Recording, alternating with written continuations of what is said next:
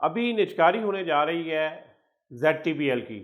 آخرکار بلی تھیلے سے باہر آ گئی۔ حکومت نے یہ طے کر لیا کہ اب یہ سفید ہاتھی مزید نہیں پالے جائیں گے، اور کھربوں روپے کے خسارے سامنے آ چکے ہیں اور حکومت پرعزم لگ رہی ہے۔ یہ ڈالے شالے بڑی یہ ششکے اور یہ 4-4 ہزار سی سی اور 3-3 ہزار سی سی گاڑی جو جونکیں 300 کھرب روپیہ کھا جاتی ہیں تو ان کو یہ دائرے سوٹ کرتے ہیں۔ جو اس دور کی جدید ترین ٹیکنالوجی چلا رہی ہیں اور بے پناہ پیسہ پاکستان کے اندر انہوں نے بنایا نہیں سر، اس پہ بہرحال میرا آپ سے اختلاف رہے گا کہ یہ نجکاری کا عمل ایک جگہ پہ پھنسا ہوا تھا۔ بسم اللہ الرحمن الرحیم۔ گھر کی ہر چیز بک گئی قسطیں چکانے میں، اب دیکھتے ہیں بیچنے کو کیا بچا ہے اس خانے میں۔ میں ہوں عابد محمود مغل اور آپ دیکھ رہے ہیں رپورٹ ڈیجیٹل، اور میرے ساتھ ہیں حنیف صاحب۔ السلام علیکم سر۔ جی ویلکم۔ کیا حال ہے سر؟ اب تو نچکاری ہو رہی ہے، رپورٹس بھی شائع ہو چکی ہیں اداروں کی نااہلی کی، اداروں کے خساروں کی، اور کھربوں روپے کے خسارے سامنے آ چکے ہیں اور حکومت پرعزم لگ رہی ہے کہ مزید ادارے نجکاری کے پروسیس سے گزارے گی، اور اس سال شاید کافی سارے ادارے نجکاری کے تحت جو ہے نا وہ پرائیویٹ مالکان کو بھیج دیے جائیں گے۔ تو اس پہ کیا ڈیٹیل ہے؟ کون کون سے ادارے اس کی زد میں آ رہے ہیں؟ جی جیسے نجکاری آپ نے 3-4 مرتبہ کہا ہے نا، اسی طرح کبھی اس کی نیشنلائزیشن کے نعرے بھی لگے تھے۔ یہ تو دائروں کا سفر ہے جس میں ہم گھوم رہے ہیں۔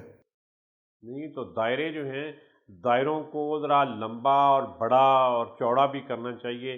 یہ دائرے جو ہیں یہ کولو کے بیل کی طرح اسی ایک چھوٹی سی جگہ کے اوپر یوں کر کے نہیں دائرے ہونے چاہیے۔ یہ دائرہ آپ نے کرنا ہے تو اس دنیا کا دائرہ کیوں نہیں کرتے، اس زمین کا دائرہ کیوں نہیں کرتے، اس زمین کے گرد چکر لگائیں، اتنے بڑے دائرے میں چکر لگائیں۔ آپ کولو والا دائرہ آپ نے ضرور رکھنا ہے۔ جو جونکیں 300 کھرب روپیہ کھا جاتی ہیں تو ان کو یہ دائرے سوٹ کرتے ہیں۔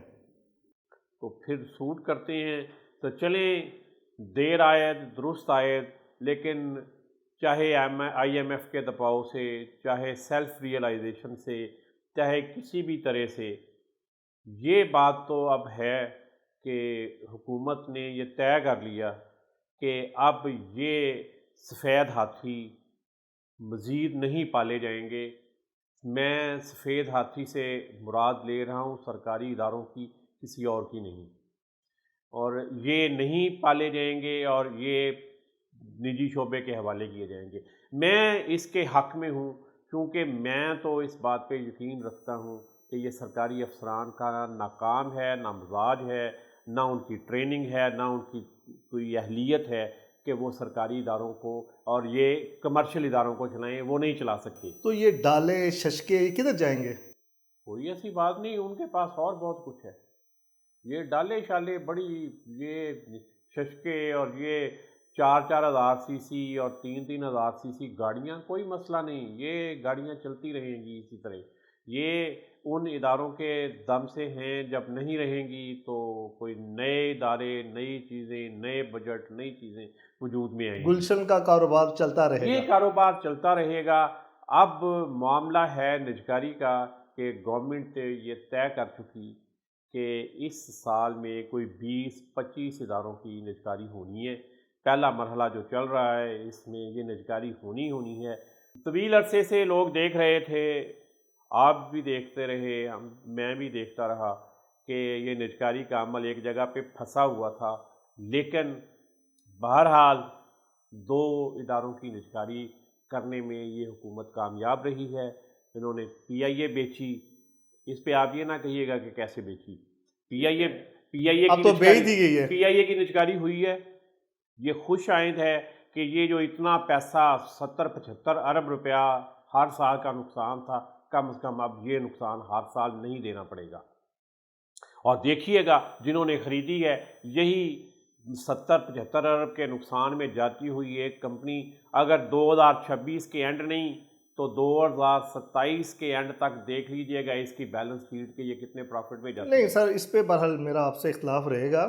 یہ ابھی بھی جو کمپنی بیچے گی وہ پروفٹ میں ہی تھی۔ خیر ہم آگے چلتے ہیں۔ ہاں جی، پھر فرسٹ ویمن بینک کی نجکاری ہوئی۔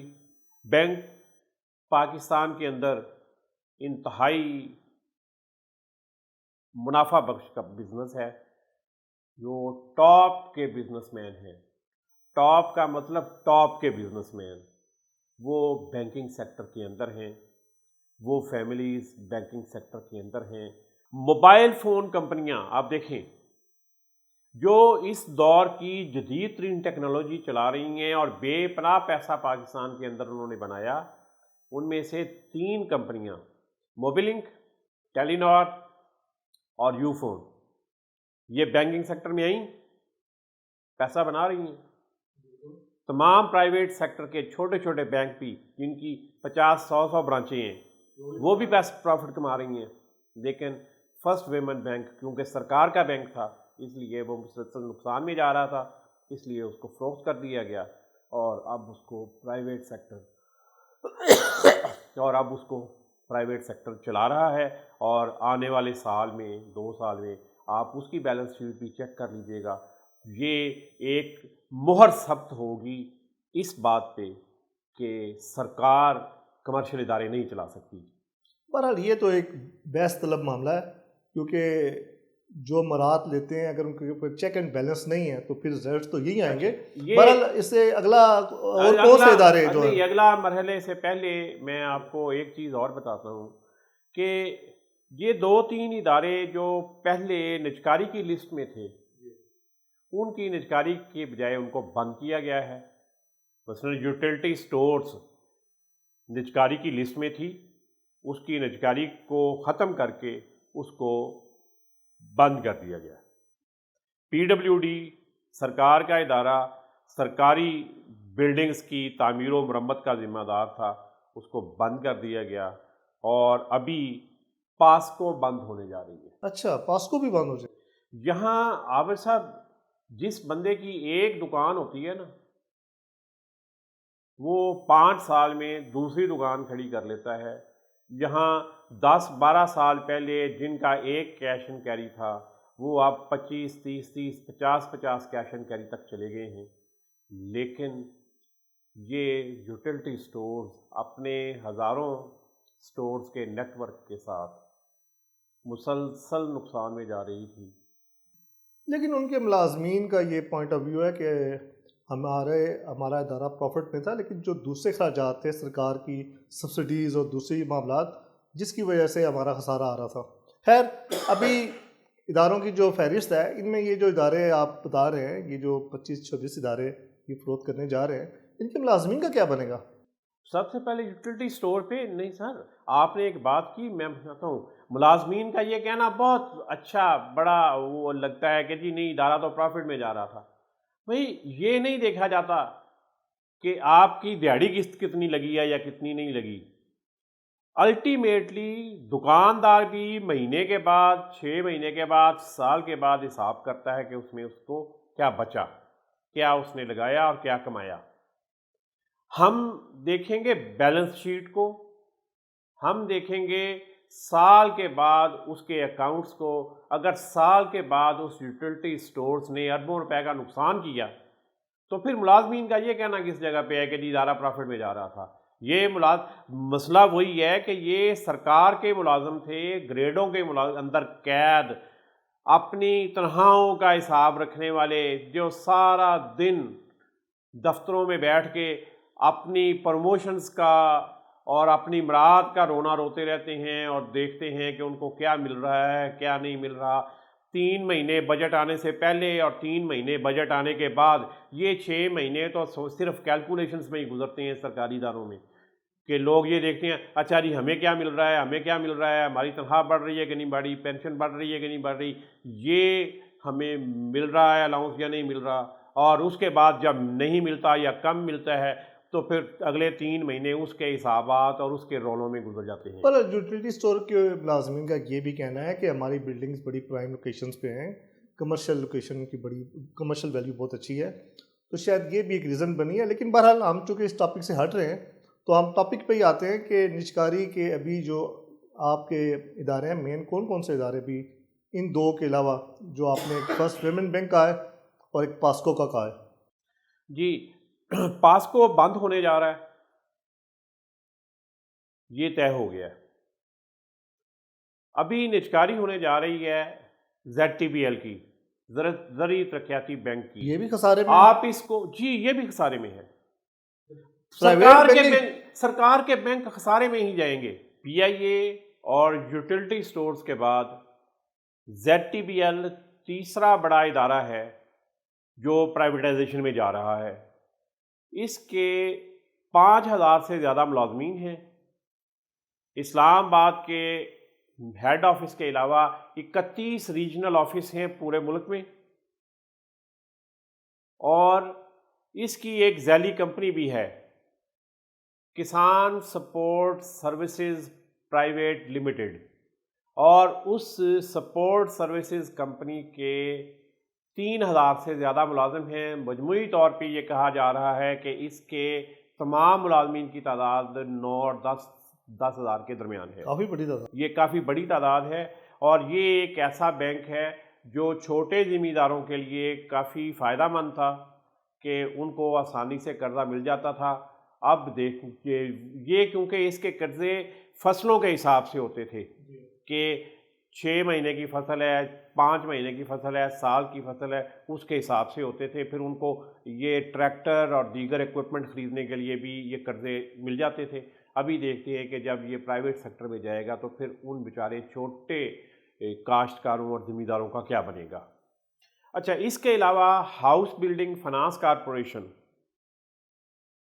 جو ہے وہ بھی نجکاری میں جا رہی ہے. اب یہ بھی دیکھیں، ایک ادارہ جو لوگوں کو بلڈنگز بنانے کے لیے، گھر بنانے کے لیے، کمرشل بلڈنگز بنانے کے لیے، پلازے بنانے کے لیے، اپارٹمنٹس بنانے کے لیے قرضے دیتا ہے، اور ان قرضوں سے لوگ عمارات بنا کے تو بہت بڑا پروفٹ کماتے ہیں، وہ قرضے دینے والا ادارہ خود خسارے میں ابھی بکنے جا رہا ہے.